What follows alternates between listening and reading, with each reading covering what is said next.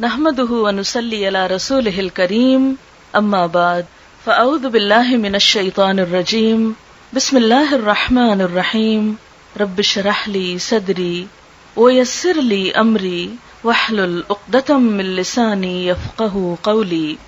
آئیے ہم دیکھتے ہیں کہ شادی کے موضوع پر یا نکاح کے بارے میں اسلام ہمیں کیا تعلیم دیتا ہے۔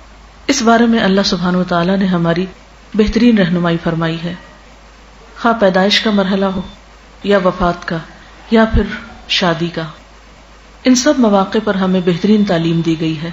جس طرح بچے کی تعلیم و تربیت ماں باپ پر فرض ہے، اسی طرح ماں باپ کی ایک اہم ذمہ داری یہ بھی ہے کہ شادی کی عمر کو پہنچنے کے بعد بچوں کا نکاح کر دیں اور اس معاملے میں بلا وجہ تاخیر نہ کی جائے۔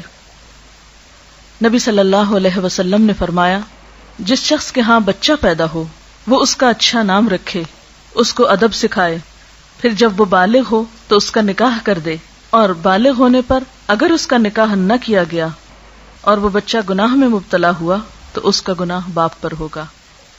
جو ہی نکاح کی بات ہوتی ہے یا نکاح کا ارادہ ہوتا ہے تو اس میں سب سے پہلی چیز رشتے کی تلاش ہوتی ہے کہ نکاح کہاں کیا جائے۔ اس موقع پر ہمارے معاشرے میں عام طور پر خاندان اور برادری کو ترجیح دی جاتی ہے، لیکن اسلام میں خاندان اور برادری ایک پہچان تو ہے، لیکن اس کی وجہ سے کوئی بڑا چھوٹا نہیں۔ قرآن پاک میں اللہ تعالیٰ فرماتے ہیں، یا ایھا الناس اتقوا ربکم الذی خلقکم من نفس واحدۃ، اے لوگو اپنے رب سے ڈرو جس نے تم کو ایک جان سے پیدا کیا۔ یعنی بتانے کا مقصد یہ تھا کہ تم سب کی اصل ایک ہے، تم سب آدم کی اولاد ہو۔ جب سب آدم کی اولاد ہیں تو پھر انسان ہونے کے ناطے محض خاندانی فرق سے کوئی بڑا چھوٹا نہیں ہوتا۔ اللہ تعالیٰ کے ہاں اگر کسی کو بڑائی کا مقام حاصل ہے تو وہ انسان کا تقویٰ ہے، اس کا اخلاق ہے۔ تقویٰ تو دل کی کیفیت کا نام ہے۔ تقویٰ کے بعد انسان کی ظاہری کیفیت یعنی اس کا اخلاق جو ہے وہ اس کی پہچان ہے، اور اسی بنا پر قیامت کے دن اس سے معاملہ کیا جائے گا۔ حسن اخلاق میزان میں سب سے بھاری نیکی ہے۔ اور جہاں تک ذات پات کا تعلق ہے، قرآن پاک میں اللہ تعالیٰ فرماتے ہیں، وَجَعَلْنَاكُمْ شُعُوبًا وَقَبَائِلَ لِتَعَارَفُوا، ہم نے تمہیں قبیلوں اور خاندانوں میں بنایا تاکہ تم ایک دوسرے کی پہچان کر سکو۔ اسی طرح ایک اور جگہ پر فرمایا، وَهُوَ الَّذِي خَلَقَ مِنَ الْمَاءِ بَشَرًا، وہ اللہ وہ ذات ہے جس نے پانی سے انسان کو پیدا کیا، فَجَعَلَهُ نَسَبًا وَصِهْرًا، اور اس سے اس نے نسب اور سسرال کے رشتے پیدا کیے۔ رشتہ دیکھنے میں عموماً خاندان کے بعد پھر مال یعنی حسب نسب کے بعد مال کو ترجیح دی جاتی ہے۔ نبی صلی اللہ علیہ وسلم نے فرمایا، میری امت کا فتنہ مال ہے، یعنی وہ رشتہ جو محض مال کو دیکھ کر قائم کیا جائے اس میں برکت نہیں ہو سکتی۔ آپ صلی اللہ علیہ وسلم نے یہ بھی فرمایا کہ عورت سے شادی 4 چیزوں کی بنیاد پر کی جاتی ہے، اس کا حسب نسب، مال، حسن، خاندان، لیکن تم دین والی کو اختیار کرو۔ یعنی اگر کسی کے اندر دین کی روح ہوگی، خدا کا خوف ہوگا، تو وہ لازمی طور پر دوسروں کے معاملے میں وہی رویہ اختیار کرے گا جو وہ اپنے لیے پسند کرتا ہے۔ پھر اسی طرح ہمارے ہاں حسن و جمال کو بہت اہمیت دی جاتی ہے، اس لیے بہت سی ایسی لڑکیاں صرف اس لیے شادی سے محروم رہ جاتی ہیں کہ ان کے پاس معاشرے کا مطلوبہ معیار حسن نہیں۔ حالانکہ حسن اپنی جگہ ایک اہمیت ضرور رکھتا ہے، لیکن وہ کبھی بھی دین اور اخلاق اور کردار کے برابر نہیں ہو سکتا۔ اس لیے اگر ان 2 چیزوں میں سے ایک کو چننا پڑے تو اس میں انسان کو پھر دین ہی کو ترجیح دینی چاہیے۔ جس طرح باقی چیزیں فنا ہونے والی ہیں، جیسے مال آنی جانی چیز ہے، اسی طرح انسان کا حسن بھی آنی جانی چیز ہے۔ جو چیز انسان کو دنیا میں فائدہ دیتی ہے وہ اس کی سیرت و اخلاق ہے، اور جو چیز اس کو آخرت میں فائدہ دے گی اور پھر ایک خاندان کی تعمیر اور ترقی میں وہ اس کا اخلاق اور کردار ہے۔ سوال یہ پیدا ہوتا ہے کہ رشتے کی تلاش میں طریقہ کار کیا اختیار کیا جائے. کیا وہ جو ہمارے معاشرے میں عام طور پر ہوتا ہے کہ رشتے کی تلاش میں مختلف جگہ پر لڑکیاں دیکھی جاتی ہیں اور پھر ان کی خامیاں اور نقائص اور ناپسندیدہ چیزیں جگہ جگہ بیان کی جاتی ہیں. قرآن پاک میں اس چیز کی سختی سے مذمت کی گئی ہے. اللہ سبحانہ وتعالی فرماتے ہیں وَلَا تَلْمِزُوا أَنفُسَكُمْ وَلَا تَنَابَزُوا بِالْأَلْقَابِ بِئْسَ الاسم الفسوق بعد الایمان ومن لم يتب فاولئک هم الظالمون. اور آپس میں ایک دوسرے کو عیب نہ لگاؤ اور نہ کسی کو برے لقب سے یاد کرو. ایمان لانے کے بعد کسی کو برے لقب سے یاد کرنا بہت برا ہے، اور جو لوگ توبہ نہ کریں وہی ظالم ہیں. تو بات یہ ہے کہ رشتے کی تلاش میں انسان جو بھی اس کے لیے پاسبل آسان طریقہ ہو اس کے لیے کوشش کر سکتا ہے، دیکھ سکتا ہے، لیکن دیکھنے کے بعد اگر پسند نہ آئے تو اس کو مجلسوں میں بیٹھ کر کرٹیسائز کرنا یا چھوٹی چھوٹی باتوں پہ ناک منہ چڑھانا یہ نہایت ناپسندیدہ چیز ہے. بد اخلاقی اور ایمان ان دونوں کا آپس میں کوئی میل اور جوڑ نہیں. پھر اسی طرح یہ ہے کہ اس معاملے میں دعا بھی کرنی چاہیے. حضرت موسیٰ علیہ السلام جب مدین گئے ہجرت کرنے کے بعد مصر سے، تو وہاں انہوں نے، جبکہ ان کے پاس نہ کوئی گھر تھا، نہ کوئی شیلٹر تھا، نہ کوئی جگہ تھی، تو انہوں نے دعا مانگی رب انی لما انزلت الی من خیر فقیر، کہ اے میرے رب تو جو بھلائی بھی میری طرف نازل کرے میں اس کا محتاج ہوں. اور پھر قرآن پاک ہی کی تعلیم کی روح سے ہم دیکھتے ہیں کہ within 24 hours ان کو اللہ تعالیٰ نے گھر بھی دیا، کھانا بھی دیا اور نکاح کا بھی انتظام کیا. تو یہ دعا ہر وہ شخص پڑھ سکتا ہے جو رشتے کے لیے پریشان ہو، یا والدین بھی پڑھ سکتے ہیں اپنی اولاد کے لیے. پھر اسی طرح یہ دعا کرنا ربنا هب لنا من ازواجنا وذرياتنا قرة اعین واجعلنا للمتقین اماما، یہ بھی مفید ہو سکتی ہے. پھر یہ کہ پیشکش براہ راست بھی کی جا سکتی ہے اور انڈائریکٹلی بھی پیغام بھیجا جا سکتا ہے. پھر یہ کہ عموماً ہمارے ہاں رواج یہ ہے کہ لڑکے والے لڑکی کو پروپوز کرتے ہیں، جبکہ اسلام میں اس کی بھی قید نہیں. اگر کوئی اچھا رشتہ ہو تو لڑکی والے بھی لڑکے کو پروپوز کر سکتے ہیں، اور اس میں یہ کوئی عیب کی بات نہیں.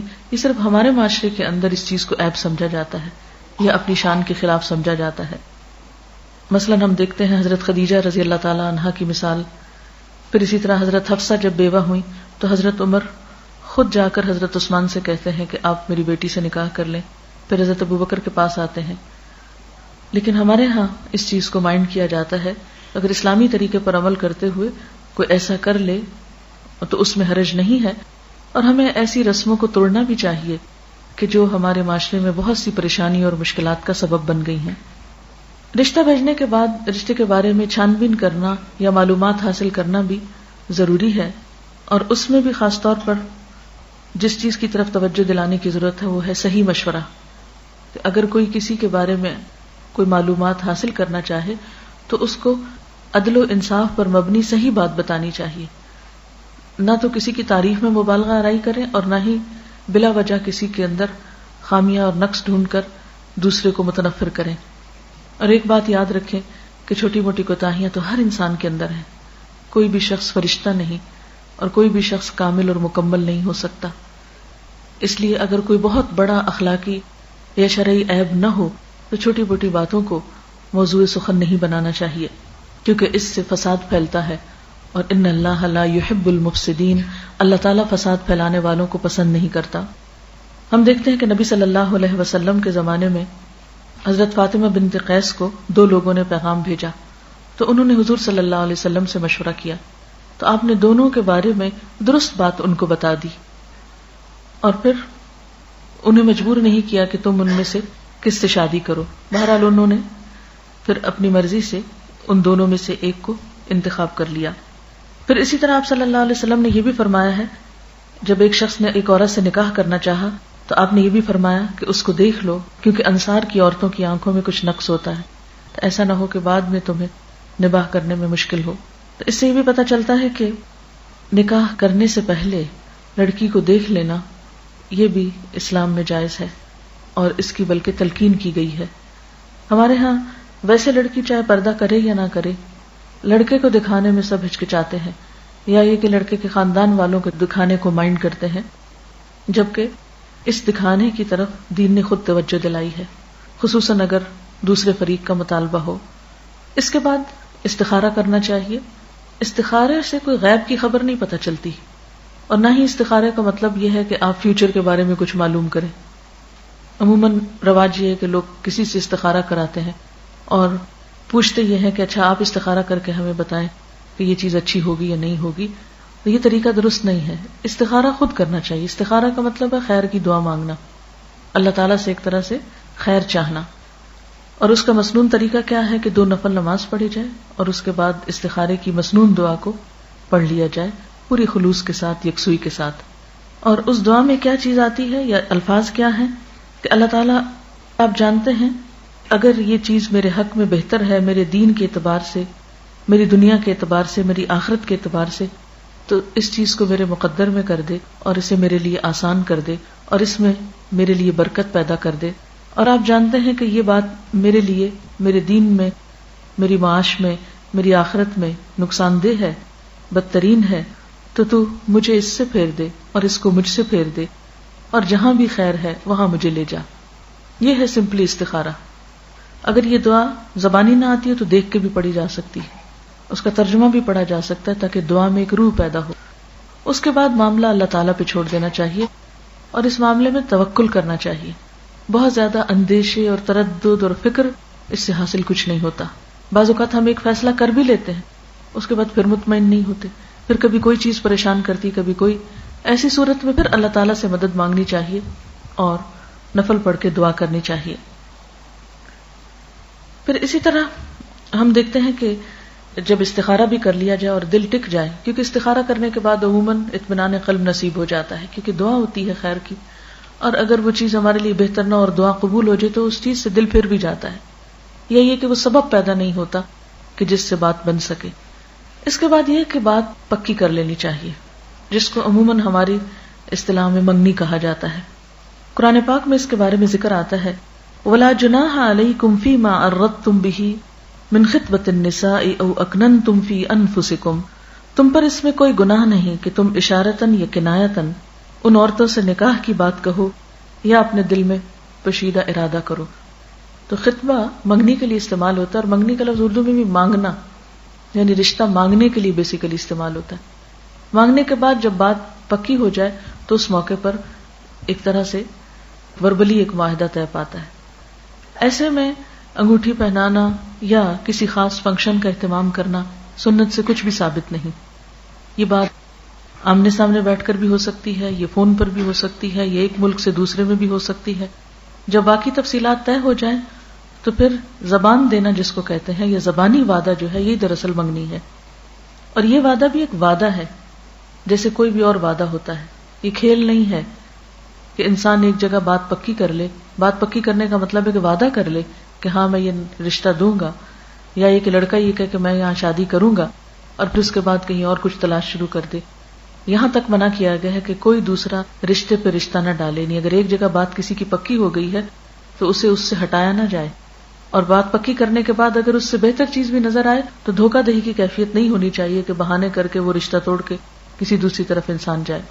نبی صلی اللہ علیہ وسلم نے فرمایا کوئی شخص دوسرے کے پیغام نکاح پر پیغام نہ دے جب تک کہ وہ نکاح نہ کر لے یا نکاح کا خیال ترک نہ کر دے۔ ہاں اگر کسی اور وجہ سے یا نیچرلی وہ منگنی ٹوٹ گئی ہے یا بات ختم ہو گئی ہے تو پھر دوسرے کسی اور شخص کو اجازت ہے کہ وہ رشتہ بھیجے۔ حضرت علی رضی اللہ تعالی عنہ نے حضرت فاطمہ کے لیے شادی کا پیغام بھجوایا اور آپ نے اسے قبول کر لیا۔ یہی منگنی تھی حضرت فاطمہ کی، بس انہوں نے میسج بھیجا، آپ نے کہا ٹھیک ہے، ختم، بات پکی ہوگی، کیونکہ انسان کی بات جو ہے یہی سب سے بڑی چیز ہے۔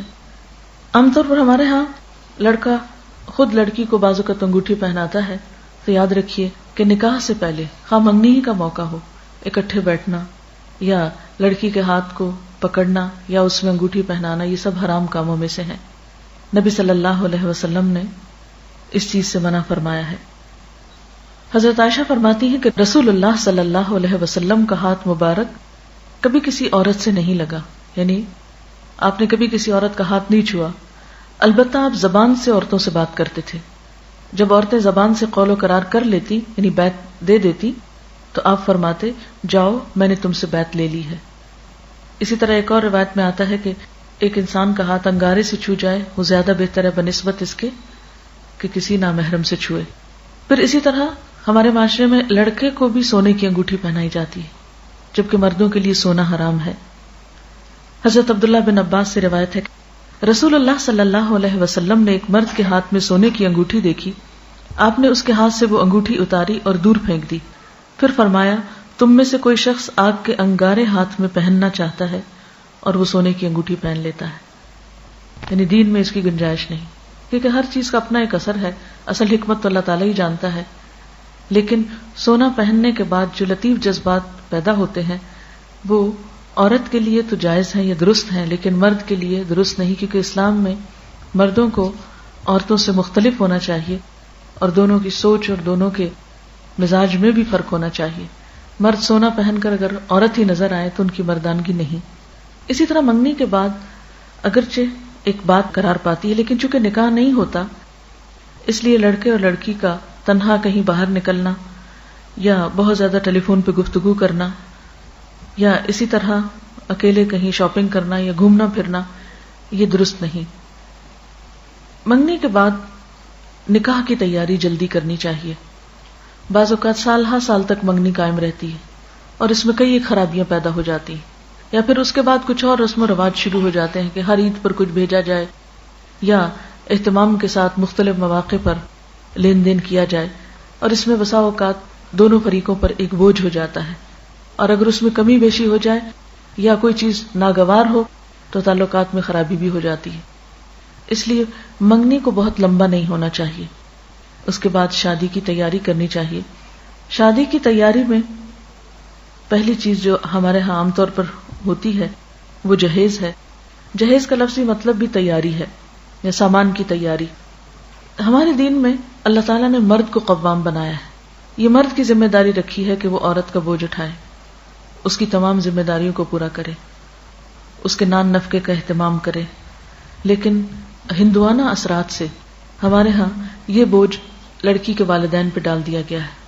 اب ایک ایوریج گھرانہ جس کے پاس صرف اتنی تنخواہ ہے کہ وہ اپنا کھانا پینا پورا کر سکے، اگر اس پر ایک نئے گھر کی تیاری کی بھی ساری ذمہ داری ڈال دی جائے تو یہ بہت مشکل کام ہے. عام طور پر لوگ اس میں حضرت فاطمہ کے جہیز کو دلیل بناتے ہیں، لیکن یہ بھول جاتے ہیں حضرت علی رضی اللہ تعالی عنہ شادی سے پہلے بھی حضور صلی اللہ علیہ وسلم کی کفالت میں تھے، یعنی ان کے گارڈین بھی آپ تھے. یعنی بیٹی بھی آپ کی تھی اور حضرت علی کے گارڈین بھی آپ خود تھے.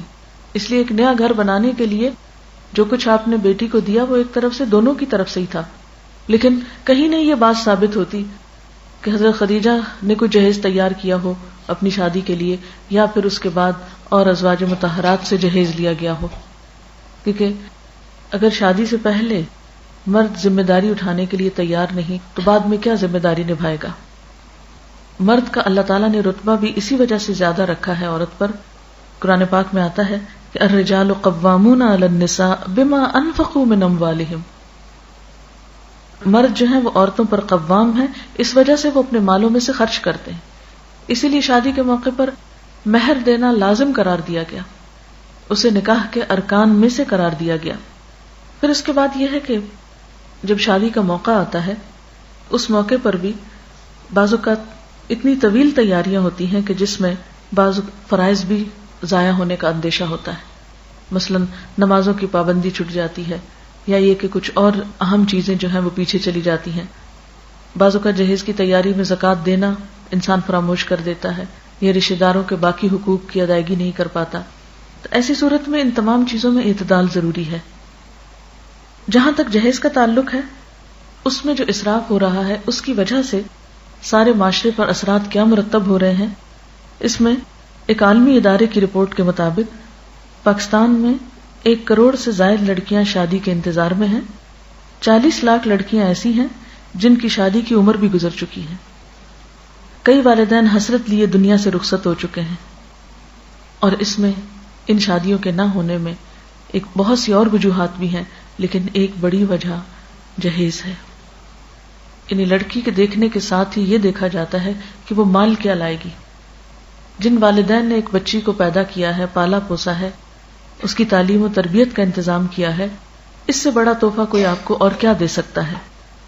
اور پھر خاص طور پر جو ہمارے معاشرے میں یہ کہ لسٹ پکڑا دی جاتی ہے کہ یہ اور یہ چیزیں مہیا کی جانی چاہیے، اور اگر اس لسٹ کے مطابق چیزیں نہیں آتی تو عمر بھر لڑکی کو تانے دیے جاتے ہیں۔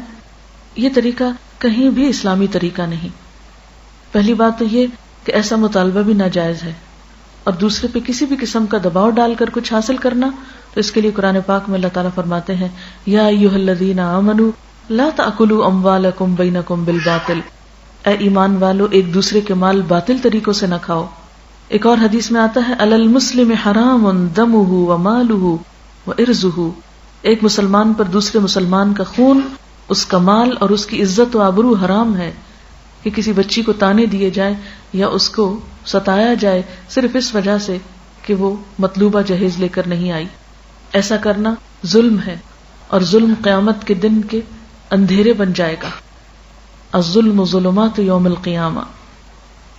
لیکن اس کا یہ مطلب بھی نہیں کہ انسان اپنی بیٹی کو کوئی بھی چیز دے نہیں سکتا، یا کچھ بھی دینا حرام ہے یا ممنوع ہے۔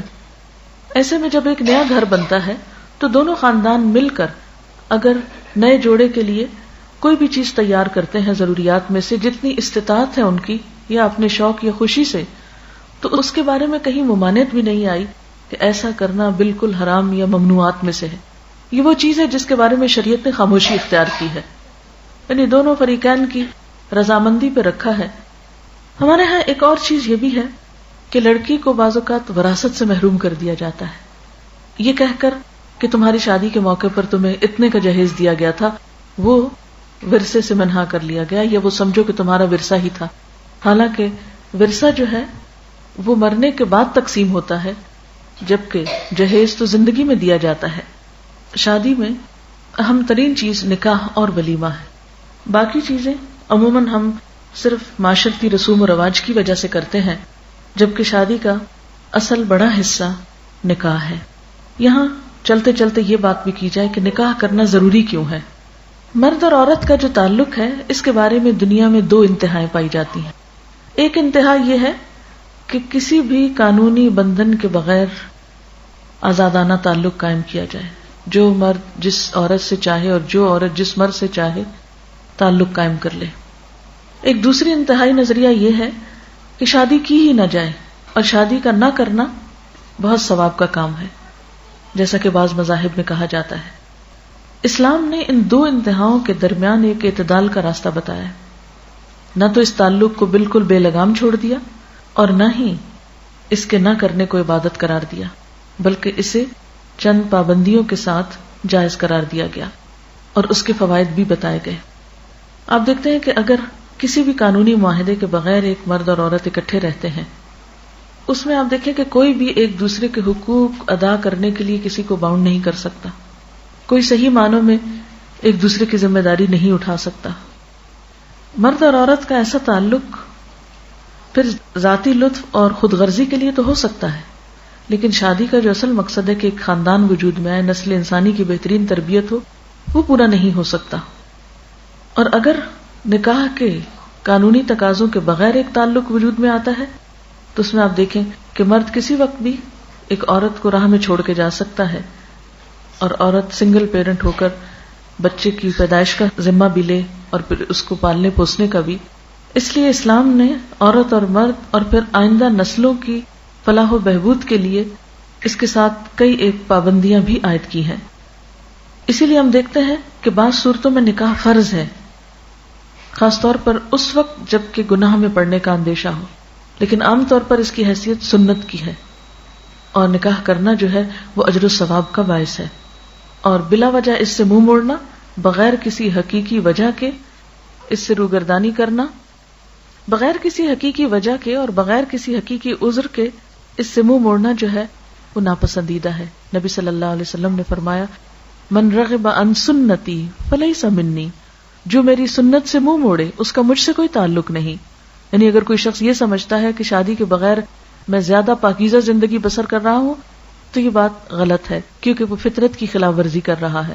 ہاں یہ الگ بات ہے کہ اگر اس کو موقع میسر نہیں اور وہ صبر کر رہا ہے تو اس صبر میں بھی اس کے لیے اجر ہے، اس کا حرام سے بچنا بھی اس کے لیے پھر باعث اجر ہے۔ اگر اسے کہیں بھی اندیشہ ہو کہ وہ حرام میں پڑ سکتا ہے اور نکاح نہیں کرنے کا کوئی موقع، تو پھر روزوں کی کثرت کا حکم دیا گیا ہے۔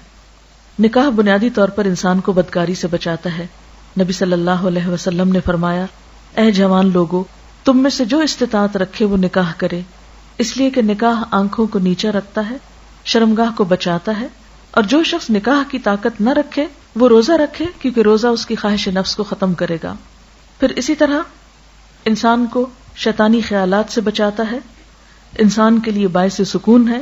قرآن پاک میں اللہ تعالیٰ فرماتے ہیں، وَمِنْ آيَاتِهِ أَنْ خَلَقَ لَكُم مِّنْ أَنفُسِكُمْ أَزْوَاجًا لِتَسْكُنُوا إِلَيْهَا وَجَعَلَ بَيْنَكُم مَّوَدَّةً وَرَحْمَةً، اور اللہ کی نشانیوں میں سے ہے کہ اس نے تمہارے نفسوں میں تمہارے لیے جوڑے پیدا کیے، یعنی انسانوں میں سے ہی، تاکہ تم ان سے سکون پاؤ، اور تمہارے درمیان محبت اور رحمت پیدا کر دی۔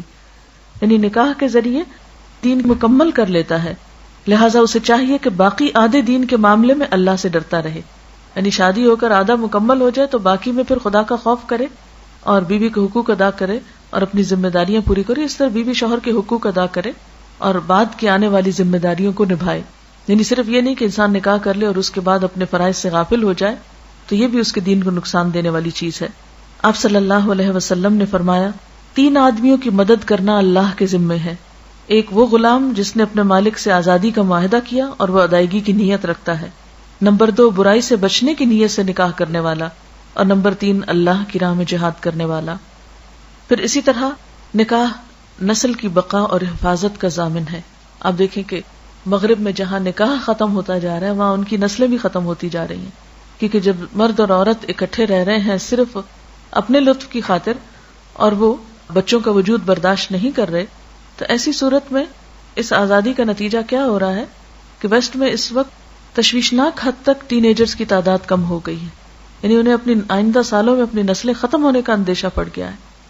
اس کے برعکس آپ دیکھتے ہیں کہ مسلمان ممالک میں روز بروز تعداد جو ہے وہ بڑھتی چلی جا رہی ہے، کیونکہ شادی کا ایک مقصد اولاد پیدا کرنا بھی ہے۔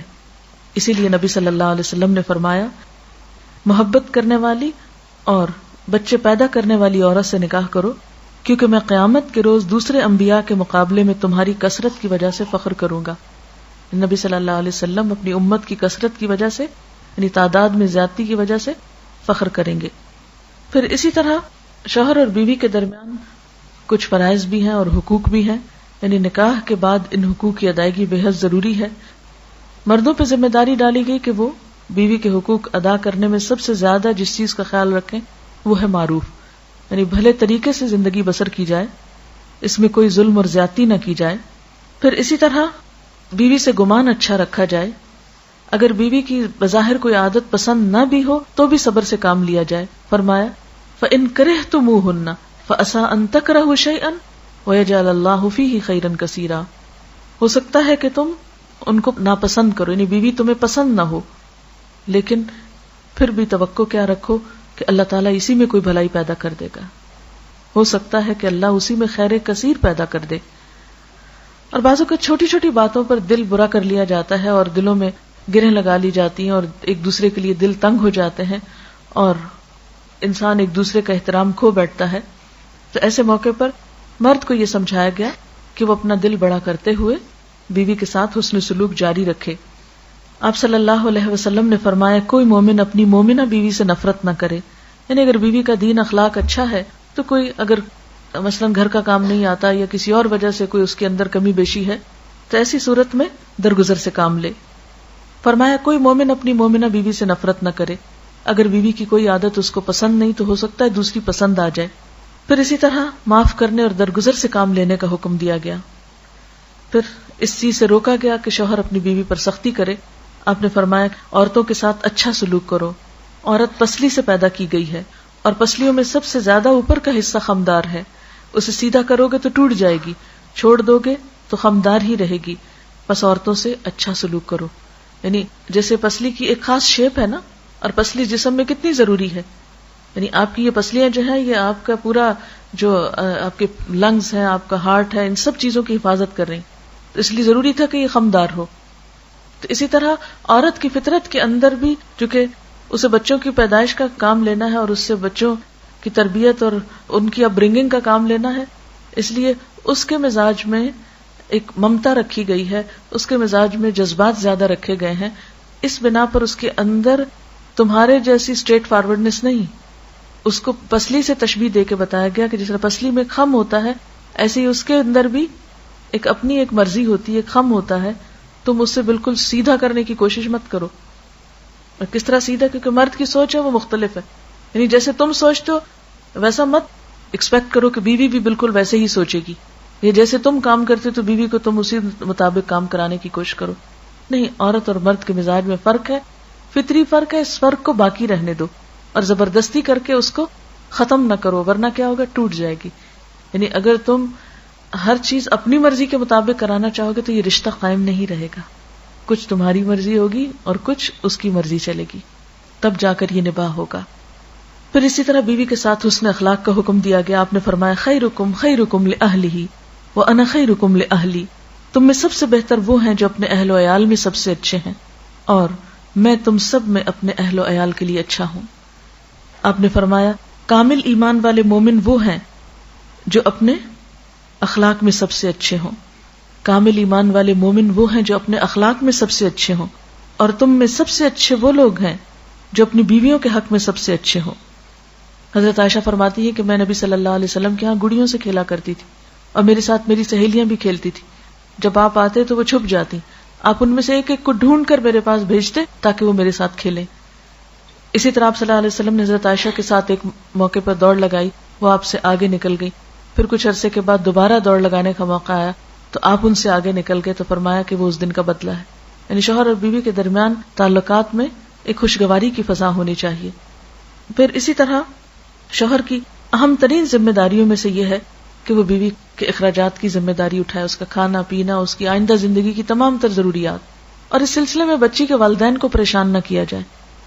بعض جگہوں پر یہ رواج دیکھا گیا ہے کہ بچی شادی کے بعد جب پریگننٹ ہوتی، بیمار ہوتی تو ماں باپ کے گھر چھوڑ دیا جاتا ہے. اچھا ٹھیک ہو جاؤ تو پھر آ جانا. پیدائش کا موقع ہوتا ہے تو ماں باپ کے ہاں بھجوا دیا جاتا ہے، فارغ ہو جائے تو پھر آ جانا. یعنی یا اسی طرح خدا نہ خواستہ کوئی اور ایسی بیماری ہو جائے تو اس موقع پر بھی بھجوا دیا جاتا ہے. تو شادی کا رشتہ صرف اچھے وقتوں کا رشتہ تو نہیں، اور والدین صرف ذمہ داریاں نبھانے کے لیے تو نہیں. یہ کس قسم کا اخلاق ہے کہ ایک عورت سے فائدہ اٹھایا جائے اور اس کے بعد اس کی کوئی ذمہ داری قبول نہ کی جائے. پھر اسی طرح یہ ہے کہ عورت پر بھی کچھ ذمہ داریاں عائد کی گئی. قرآن پاک میں اللہ تعالیٰ فرماتے ہیں فالصالحات قانتات، نیک عورتیں فرما بردار ہوتی ہیں، یعنی شوہر کی بات مانتی ہیں. دوسری اہم ذمہ داری عورت پر یہ ہے کہ اپنی عزت و آبرو کی حفاظت کرے اور کوئی ایسا کام نہ کرے جس سے شوہر بیوی کی وفاداری میں شک کرے، کیونکہ شک رشتے کا سارا حسن ختم کر دیتا ہے. اس لیے ایسی تمام چیزوں سے بچنا چاہیے کہ جس میں آپس میں ایک دوسرے کے درمیان اعتماد باقی نہ رہے. اسی لیے عورت کے لیے لازم ہے کہ وہ شوہر کو اپنے محبت کا، اپنی وفاداری کا یقین دلائے. آپ صلی اللہ علیہ وسلم نے فرمایا عورت جب 5 وقت کی نماز پڑھے، اپنی آبرو کی حفاظت کرے تو وہ جنت کے جس دروازے سے چاہے داخل ہو جائے. آپ نے یہ بھی فرمایا خدا پہ ایمان رکھنے والی عورت کے لیے جائز نہیں کہ وہ اپنے شوہر کے گھر میں کسی ایسے کو آنے دے جس کا آنا شوہر کو پسند نہیں. کیونکہ ہوتا ہے نا شادی کے بعد بعض اوقات ہسبینڈز کو یہ نہیں اچھا لگتا کہ کوئی خاص شخص ان کے گھر میں آئے. کوئی میل وزٹر ہو سکتا ہے، بعض اوقات رشتہ دار کوئی ہو سکتے ہیں جن کے آنے سے گھر میں فساد ہوتا ہے. تو ایسے میں عورت کو اپنے شوہر کو زیادہ ترجیح دینی چاہیے، اس کی بات زیادہ سننی چاہیے بنسبت اس کے کہ انسان باقی لوگوں کو زیادہ اہمیت دے. اور حقیقت یہ ہے کہ ازدواجی زندگی کی خوشیوں کا راز اس میں ہے کہ شادی کے بعد شوہر ہر دوسرے رشتے سے زیادہ اہم ہو جائے. ہم دیکھتے ہیں کہ اولاد کے لیے والدین کی اطاعت بہت ضروری ہے، لیکن شادی کے بعد ایک عورت کے لیے شوہر کی اطاعت والدین کی اطاعت سے بھی بڑھ کر ہے. مثلا اگر والدین بلائیں کہ آج ہمارے ہاں آ جاؤ، یہاں نائٹ سپینڈ کرو، اور شوہر اس چیز کو پسند نہ کرے تو لڑکی کو شوہر کی بات ماننی چاہیے، والدین کی نہیں. والدین سے احسن طریقے سے معذرت کر لے. پھر اسی طرح یہ ہے کہ عورت پہ یہ بھی لازم ہے کہ اپنے گفتگو، اپنے لباس اور اپنے اخلاق کے ذریعے شوہر کا دل جیتے. ہم عام طور پر محض لباس اور زیور سے شوہر کا دل جیتنا چاہتے ہیں، جبکہ یہ کافی نہیں. ٹھیک ہے، زیب و زینت عورت کا حق ہے، یہ ایک فیکٹر ہے، لیکن ہول سول یہی چیز کام نہیں آتی. اگر ایک عورت کی زبان اچھی نہیں، اس کی زبان میں مٹھاس نہیں اپنے شوہر کے لیے، یا اس کی قدر نہیں، عزت نہیں، تو محض اچھے لباس اور اچھا زیور جو ہے وہ شوہر کے لیے کچھ ویلیو نہیں رکھتا، وہ تو آنکھ اٹھا کر بھی نہیں دیکھے گا، کیونکہ انسان کسی کے مال سے بڑھ کر اس کے اخلاق کا قدردان ہوتا ہے۔ پھر اسی طرح یہ ہے کہ شوہر کی اطاعت ہر معاملے میں، سوائے ان معاملات کے جہاں اللہ تعالیٰ کی نافرمانی ہو رہی ہو، اور شوہر کے خاص حق میں خصوصاً اطاعت۔ اور اس میں آپ دیکھیں کہ شوہر کا جو خاص حق ہے وہ بھی تو دراصل اللہ تعالیٰ ہی کا حکم ہے۔ بعض اوقات اگر انسان کے اوپر وہ چیز ناگوار ہو اور طبیعت اس کے خلاف ہو تو بھی انسان محض اجر کی خاطر اللہ تعالیٰ کا حکم سمجھ کر سیکریفائس کر سکتا ہے۔ نبی صلی اللہ علیہ وسلم نے فرمایا، جب تم میں سے کوئی اپنے شوہر کی خوشی کا خیال رکھتی ہے تو گھر بیٹھ کر اس سارے اجر کو پا لیتی ہے جو شوہر باہر جا کے کما رہا ہوتا ہے۔ یعنی بڑے بڑے کام جو مرد جہاد اور جمعہ کی نماز اور مسجد کی نمازیں اور اسی طرح کے اور بڑے کام کر رہے ہوتے ہیں، ایک عورت اگر شوہر کی خوشی کا خیال رکھتی ہے اور اس کی اطاعت گزار اور وفادار ہوتی ہے تو ان ساری نیکیوں کا اجر جو شوہر باہر کما رہا ہے اسے گھر میں بیٹھ کے مل جاتا ہے۔ پھر اسی طرح یہ ہے کہ شوہر کا شکر گزار ہونا چاہیے۔ نبی صلی اللہ علیہ وسلم ایک مرتبہ حضرت اسما کے پاس سے گزرے، وہ اپنی پڑوسن سہیلیوں کے ساتھ تھی۔ وہ کہتی ہیں کہ آپ نے ہمیں سلام کیا اور ارشاد فرمایا، تم پر جن کا احسان ہے ان کی ناشکری سے بچو۔ تم میں سے ایک کافی دنوں تک اپنے ماں باپ کے گھر بن بیاہی بیٹھی رہتی ہے، پھر اللہ تعالیٰ اس کو شوہر عطا کرتا ہے، اولاد دیتا ہے۔ ان سارے احسانات کے باوجود اگر کسی بات پہ شوہر سے خفا ہوتی ہے تو کیا اٹھتی ہے، مجھے تمہاری طرف سے کبھی کوئی خوشی نہیں ملی، مجھے اس گھر میں کبھی کچھ نہیں ملا۔ تو یہ ناشکری کا جملہ ہے اور اس سے پرہیز کرنا چاہیے، کیونکہ حدیث میں آتا ہے قیامت کے دن اللہ تعالیٰ اس عورت کی طرف نظر اٹھا کے نہیں دیکھے گا جو شوہر کی ناشکری ہوگی، یعنی اللہ تعالیٰ کو ناراض کرنے والی بات ہے۔ اسی طرح شوہر کی چھوٹی چھوٹی خوشیوں کا خیال رکھنا، اس کی ضروریات کو پورا کرنا، اس کے کام خوشی سے کرنا، یہ بھی ازواجی تعلقات کو بہترین بناتا ہے۔ مثلا حضرت عائشہ رضی اللہ تعالیٰ عنہا سے مروی ہے کہ وہ حضور صلی اللہ علیہ وسلم کو اپنے ہاتھوں سے تیل لگایا کرتی تھی، خود خوشبو لگاتی تھی۔ حالانکہ یہ دو کام انسان اپنے لیے خود بھی کر سکتا ہے، لیکن دوسرے شخص کا یہ چھوٹے چھوٹے کام کرنا دراصل کیا ظاہر کرتا ہے، میں تمہاری کیئر کرتی ہوں، یا یہ کہ میرے دل میں تمہاری اہمیت ہے۔ مجھے یاد ہے کہ ایک دفعہ میں کہیں بیٹھی ہوئی تھی تو ایک خاتون دوسری کو نصیحت کر رہی تھی کہ بیٹا میری جیسی غلطی تم نہ کرنا۔ میں نے غور سے سنا کہ ہو سکتا ہے کہ بہت اچھی کوئی نصیحت کر رہی، کہا کہ نہیں، میں نے اپنے شوہر کو بہت لاڈ دیا اور اس کو عادت ڈال دی کہ اس کے کپڑے استری کر کے لا رہی ہوں، اس کے چھوٹے چھوٹے کام کر رہی ہوں۔ اب یہ ہوتا ہے کہ میں مصروف ہوتی ہوں، کر نہیں پاتی، تو بہت مشکل ہو گیا میرے لیے، تو تم پہلے دن سے ہی یہ کام نہیں کرنا، اس کو عادی نہ کرنا، وہ اپنے کام خود کرے۔ اس طرح کی نصیحتیں بعض اوقات نقصان بھی دے سکتی ہیں۔ ٹھیک ہے، شوہر کی ذمہ داری ہے کہ وہ ایسے کام کرانے کا وہ بندوبست کرے، لیکن سب سے بڑھ کر تو پھر بیوی ہے جو ان چیزوں کی ذمہ داری لینے والی ہے۔ دوسرے کے لیے چھوٹی چھوٹی قربانی کرنا یا بڑی بھی کرنی پڑے تو یہ سب کچھ انسان کو ان ریٹرن خوشی دیتا ہے، لیکن انسان اگر خود غرضی کا شکار ہوتا ہے، اور پھر اس میں آپ دیکھیں کہ باہم تعلق کس چیز کا، یعنی باہمی تعلق تو اسی صورت میں ہو سکتا ہے نا، وہ آپ کے کام آئے، آپ اس کے کام آئے، صرف یک طرفہ طور پر تو یہ تعلق نہیں ہو سکتا۔ ایک اچھی بیوی کی خوبیاں کیا ہیں؟ نبی صلی اللہ علیہ وسلم نے فرمایا، مومن کے لیے تقوی کے بعد سب سے بہترین نعمت اچھی بیوی ہے۔ جب وہ اسے کسی کام کو کہے تو خوشی سے کر دے، جب اس پہ نگاہ ڈالے تو اس کو خوش کر دے، جب اس کے بھروسے پہ قسم کھا بیٹھے تو قسم پوری کر دے، جب کہیں چلا جائے تو پیچھے اپنی عزت و آبرو کی حفاظت کرے، اور شوہر کے مال و اسباب کی نگرانی میں شوہر کی خیرخواہ اور وفادار رہے۔ اسی طرح زیب و زینت، صفائی ستھرائی، سلیقہ، گھر کا صاف رکھنا، یہ بھی ازدواجی زندگی کی خوشیوں کے لیے بہت اہم ہے۔ بعض اوقات یہ دیکھا گیا ہے کہ بعض خواتین اپنی ذات کا خیال تو بہت رکھیں گی لیکن گھر کا خیال نہیں رکھیں گی، اس سے بھی زندگی ادھوری ہوتی ہے۔ یہ عورت کی ذمہ داریوں میں سے، عورت گھر کی ملکہ ہے، گھر کی ذمہ داری گھر کو ٹھیک رکھنا اور گھر کی صفائی ستھرائی جو ہے اور گھر کی مینٹیننس جو ہے، یہ عورت کی ذمہ داریوں میں سے ہے، اور اس میں کوتاہی کرنا اور اس میں غفلت برتنا جو ہے یہ بعض اوقات اسی کے لیے نقصان دہ ہوتا ہے۔ اسی طرح اپنی ذاتی زندگی میں اپنے جسم کی صفائی، اپنے لباس کی صفائی۔ ایک مرتبہ میں عربی کی ایک کتاب پڑھ رہی تھی تو اس میں ایک ماں نے شادی کے موقع پر اپنی بیٹی کو کچھ نصیحتیں کی ہوئی تھی، ان میں سے ایک نصیحت یہ بھی تھی کہ بیٹا تمہارا شوہر تمہارے جسم سے اور لباس سے کوئی گندی بو نہ پائے، کیونکہ یہ نفرت دلانے والی چیز ہے. اور بعض اوقات دیکھا گیا کہ لوگ بنارسی کپڑے پہنے ہوں گے بڑے بڑے کڑھائی والے، اور قریب جائیں تو قریب جانا محال ہوتا ہے کہ وہ بار بار پہن کر اتنی پسینے کی اس میں گندی بو شامل ہو جاتی ہے. تو حسن جو ہے وہ محض بھاری بھرکم لباس پہننے سے نہیں حاصل ہوتا، اس میں جسم کی صفائی اور اس کے ساتھ ساتھ لباس کی صفائی بے حد ضروری ہے. یعنی خوبصورتی صرف کچھ اوپر من لینے کا نام نہیں، بعض خوبصورتیاں کچھ دور کر لینے سے حاصل ہوتی ہیں. پھر اسی طرح یہ ہے کہ شوہر اور بیوی کا جو باہمی تعلق ہے اسے ہن لباس لکم وانتم لباس لہن سے تعبیر کیا گیا. تم ان کا لباس ہو، وہ تمہارا لباس ہے. اور لباس کا سب سے بڑا کام کیا ہے؟ ایک دوسرے کے پردہ پوشی، ایک دوسرے کی غلطیوں کو چھپانا، نہ کہ مجلسوں کا عنوان بنانا کہ جہاں بیٹھے وہاں شوہروں کی برائی شروع کر دیں. نہیں، کوئی انسان فرشتہ نہیں، ہر شخص میں کمی کوتاہی ہے.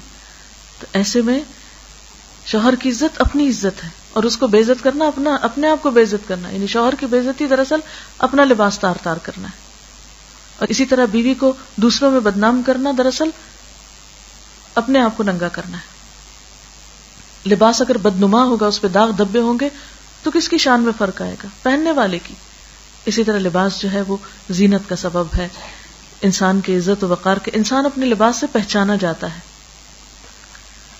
پھر اسی طرح یہ ہے کہ انسان اپنے لباس کی کبھی کوئی خامی کسی سے سن نہیں سکتا. مثلا اگر کوئی کہے کہ وہ آپ کے لباس پہ یہ لگا ہوا، تو آپ فوراً اس کو چھپانے کی کوشش کریں گے کہ نہیں یہ کسی کو نظر نہ آئے. یعنی کوئی بھی داغ دھبا ہوگا تو آپ کبھی بھی نمایاں نہیں کریں گے اس کو. تو بالکل اس طرح بیوی میں اگر کوئی کمی بیشی یا شوہر میں کوئی، تو نمایاں کر کر کے دکھانے کی چیز تو نہیں ہے. ٹھیک ہے، بعض اوقات ایسی تکلیف دہ چیزیں ایک دوسرے سے پیش آ جاتی ہیں، تو ایسی بحثوں کو، ڈسکشنز کو، لڑائی جھگڑوں کو تنہائی میں کر لینا چاہیے، نہ کہ سب کے سامنے. اس میں انسان کی عزت نہیں. بعض اوقات ہم دوسرے کی برائیاں کر کے یہ سمجھتے کہ اس سے بڑی ہماری بڑائی ظاہر ہوگی، یا یہ کہ اس میں ہماری شان بنے گی. تو نہیں. یعنی شوہر بیوی کے لیے اور بیوی شوہر کے لیے اگر ایسا رویہ اختیار کرتا ہے تو وہ دوسرے کی نہیں اپنی بے عزتی کر رہا ہوتا ہے. آپ صلی اللہ علیہ وسلم نے فرمایا، تم میں سے ہر ایک کو شکر گزار دل، ذکر کرنے والی زبان، مومنہ بیوی جو آخرت کے بارے میں تمہاری مددگار ثابت ہو، حاصل کرنے کی کوشش کرنی چاہیے. یعنی یہ زندگی کی نعمتوں میں سے ہے، شکر گزار دل، ذکر کرنے والی زبان اور نیک بیوی. جس کو یہ نصیب ہو جائے اس کے لیے یہ دنیا بھی راحت ہو جاتی ہے، یہ دنیا بھی جنت بن جاتی ہے. اس کے لیے ہمیں ایک اچھی عورت اور اچھی بیوی بننے کے لیے صحابیات کی زندگی کا مطالعہ کرنا چاہیے، اور خصوصاً ان عورتوں کی زندگی کا جن کے بارے میں نبی صلی اللہ علیہ وسلم نے فرمایا کائنات کی بہترین خواتین 4 ہیں: مریم بنت عمران، خدیجہ بنت خویلد، فاطمہ بنت محمد، اور فرعون کی بیوی حضرت آسیہ. یعنی ان کے کردار کو اپریشیٹ کیا گیا. پھر اس کے علاوہ یہ ہے کہ شادی صرف لڑکے اور لڑکی کی نہیں ہوتی، اس کے ساتھ 2 خاندانوں کے درمیان بھی ایک گہرا تعلق وجود میں آتا ہے، جو بعض اوقات نیا ہونے کی وجہ سے کئی مس انڈرسٹینڈنگز کا شکار ہو جاتا ہے. لڑکی کے لیے لڑکے کے والدین اور لڑکے کے لیے لڑکی کے والدین سسرال کہلاتے ہیں. دونوں کے والدین کی عزت اور احترام جو ہے وہ بے حد ضروری ہے. بعض اوقات لڑکے کے والدین کی عزت و احترام تو بہت اہم سمجھی جاتی ہے، لیکن لڑکی کے والدین کو ہمیشہ نیچا ہی کیا جاتا ہے. یہ ہمارے معاشرے کی ایک بہت ہی بدقسمتی ہے کہ لڑکی کے والدین کو بس جھکا کر ہی رکھا جاتا ہے کہ جرم ہے ان کا، انہوں نے لڑکی کو پیدا کیا. یہ بہت ہی ایک غلط قسم کی رسم ہے. اس میں ہونا کیا چاہیے، یعنی لڑکی جو ہے وہ اپنے شوہر کے والدین کی عزت کو اپنا فرض سمجھے، اور اسی طرح لڑکا جو ہے وہ بیوی کے والدین کی دل و جان سے عزت کرے. یعنی اگر وہ چاہتے ہیں کہ آپس میں تعلق درست رہے تو صرف ایک دوسرے کی عزت سے بات نہیں بنے گی. ماں باپ سب کو پیارے ہوتے چاہے وہ خرابی کیوں نہ ہو، کیسے بھی ہو. تو ایک دوسرے کے ماں باپ کی عزت جو ہے وہ بھی بہت ضروری ہے. بعض لوگ یہ کہتے ہیں کہ قرآن پاک میں کہاں ساس سسر کا ذکر کیا گیا ہے اور کہاں ان کے حقوق بتائے گئے ہیں، لیکن بات یہ ہے کہ ساس سسر جو ہیں دونوں طرف کے والدین کے درجے میں ہیں، اور جہاں والدین کا درجہ آ جاتا ہے تو وہاں پر پھر دوسری کوئی بات فائدہ نہیں دیتی. والدین کی عزت، احترام، محبت، ان کے ساتھ رحمت و شفقت کا معاملہ کرنا، اور والدین اپنے ہوں یا شوہر کے ہوں، ان کے ساتھ حسن سلوک جو ہے وہ ان نیکیوں میں سے ہے جس کا بدلہ انسان کو دنیا میں ملتا ہے، اور ان کے ساتھ بد سلوکی ان گناہوں میں سے ہے جس کی سزا دنیا میں ملتی ہے انسان کو. اس لیے اس معاملے میں بہت ہی محتاط رہنے کی ضرورت ہے. اب میں چند ایک باتیں نکاح کے موقع سے متعلق کہنا چاہوں گی، جسٹ فار انفارمیشن، کہ نکاح میں کیا کیا چیزیں جو ہیں وہ بہت ضروری ہوتی ہیں. نمبر 1 یہ کہ ولی کی موجودگی. ولی یعنی باپ ہو سکتا ہے، یا اس باپ اگر نہ ہو تو کچھ اور رشتہ دار ہو سکتے ہیں، لیکن ولی کا ہونا اس لیے ضروری ہے کہ یہ لڑکی کے لیے پروٹیکشن کا باعث ہوتا ہے. ہم نے دیکھو کہ ہمارے معاشرے میں بھی لڑکی لڑکے کے مقابلے میں کمزور ہوتی ہے، بعض اوقات اپنے حقوق کو خود پروٹیکٹ نہیں کر سکتی، تو ولی اس کے لیے یعنی ایک طرح سے اس کے سر پر ہاتھ رکھتا ہے یا اس کے لیے ایک سپورٹ بنتا ہے. پھر اسی طرح گواہوں کا موجود ہونا، ایجاب و قبول، پھر نکاح کا اعلان کرنا، پھر مہر، پھر خطبہ نکاح، یہ نکاح کے ارکان ہیں. گھر سے بھاگ کر لڑکیوں کا نکاح کر لینا درست نہیں. نبی صلی اللہ علیہ وسلم نے فرمایا لا نکاح الا بولی، ولی کے بغیر نکاح نہیں ہوتا. نبی صلی اللہ علیہ وسلم نے یہ بھی فرمایا جو عورت اپنا نکاح ولی کی اجازت کے بغیر کرے اس کا نکاح باطل ہے، باطل ہے، باطل ہے. ایک اور جگہ پر فرمایا کوئی عورت خود اپنا نکاح نہ کرے اس لیے کہ اپنا نکاح خود کرنے والی تو زانیہ ہے.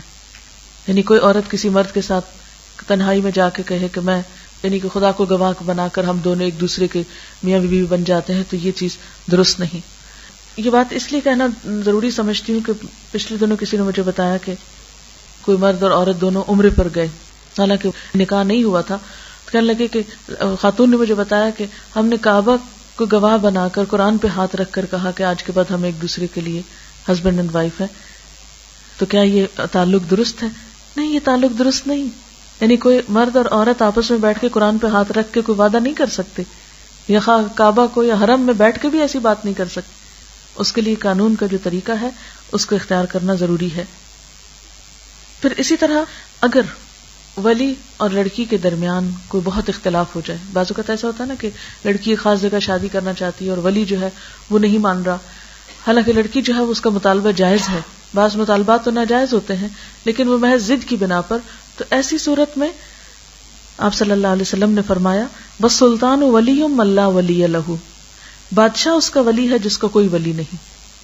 یعنی پھر حکومت وقت جو ہے وہ بیچ میں مداخلت کر سکتی ہے، معاملہ کورٹ تک جا سکتا ہے. آپ نے فرمایا اگر ولیوں میں جھگڑا ہو، مثلا ایک مان رہا دوسرا نہیں مان رہا، تو بادشاہ ولی ہے اس کا جس کا کوئی ولی نہ ہو. پھر اسی طرح یہ بات بھی یاد رکھنی چاہیے کہ نکاح میں صرف ولی کا ہی کردار یا رول نہیں بلکہ لڑکی کی اجازت بہت ضروری ہے. آپ نے فرمایا بیوہ عورت کا نکاح نہ کیا جائے جب تک اس سے اجازت حاصل نہ کر لی جائے. اسی طرح کنواری لڑکی کا بھی نکاح نہ کیا جائے جب تک کہ اس سے پوچھ نہ لیا جائے. صحابہ نے عرض کیا یا رسول اللہ صلی اللہ علیہ وسلم کنواری لڑکی سے اجازت کیسے حاصل کی جائے؟ فرمایا اس کی اجازت یہ کہ خاموش رہے. یعنی نکاح کے موقع پر اگر وہ خاموش ہے، ضروری نہیں کہ بول کر کہے، لیکن رضامندی کا کوئی بھی ذریعہ ہو سکتا ہے، سر کا ہلا دینا یا شرما جانا، تو اس کا مطلب یہ ہے کہ وہ راضی ہے. آپ نے یہ بھی فرمایا کہ کنواری عورت اپنے نکاح کے لیے پوچھی جائے گی، اگر جواب میں خاموش رہے تو یہ اس کی اجازت ہے، اگر انکار کر دے تو اس پر زبردستی نہ کی جائے. یعنی جبرن نکاح یا سختی کے ساتھ یا مار پیٹ کے یا دھمکیاں دے کر ایسا نکاح کرنا جو ہے وہ درست نہیں. حضرت خنسا بنت خزام انصاریہ سے روایت ہے کہ وہ بیوہ تھی اور ان کے باپ نے ان کا نکاح کر دیا جبکہ وہ پسند نہیں کرتی تھی. وہ حضور صلی اللہ علیہ وسلم کی خدمت میں حاضر ہوئی، آپ صلی اللہ علیہ وسلم نے اس کا نکاح فسخ کر دیا. پھر یہ کہ نکاح کے موقع پر گواہوں کا ہونا بہت ضروری ہے، اور گواہ اس لیے تاکہ نکاح کا اعلان ہو. پھر ایجاب و قبول، یعنی ایجاب و قبول کا مطلب یہ ہے کہ لڑکا اور لڑکی جو ہے، یعنی لڑکا جب پروپوز کرے تو اس کے بعد لڑکی جو ہے وہ اس کو قبول کرے، اور نکاح کرانے والا جو ہے وہ لڑکے سے بھی پوچھتا ہے کہ کیا اتنے مہر پر یہ نکاح جو ہے وہ تمہیں قبول ہے، اور اگر وہ کہے کہ ہاں قبول ہے، میں اس پر راضی ہوں، اتنا مہر دوں گا، ان شرائط کو مانے جو پیش کی جا رہی ہیں، تو اس پر نکاح ہو جاتا ہے. پھر اسی طرح یہ ہے کہ گواہوں کو اس وقت موجود ہونا چاہیے.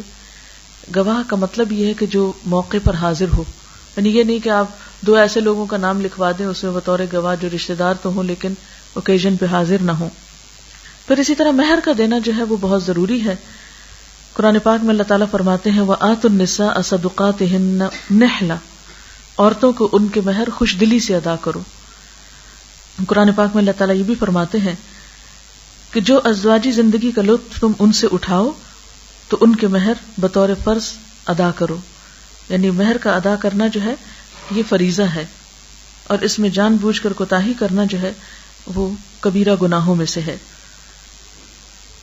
پھر اسی طرح ہم دیکھتے ہیں کہ نکاح کے بعد مہر فوراً بھی دیا جا سکتا ہے اور قدر تاخیر سے بھی، یکمشت بھی دیا جا سکتا ہے جو بھی مقرر ہو، اور قسط وار بھی دیا جا سکتا ہے.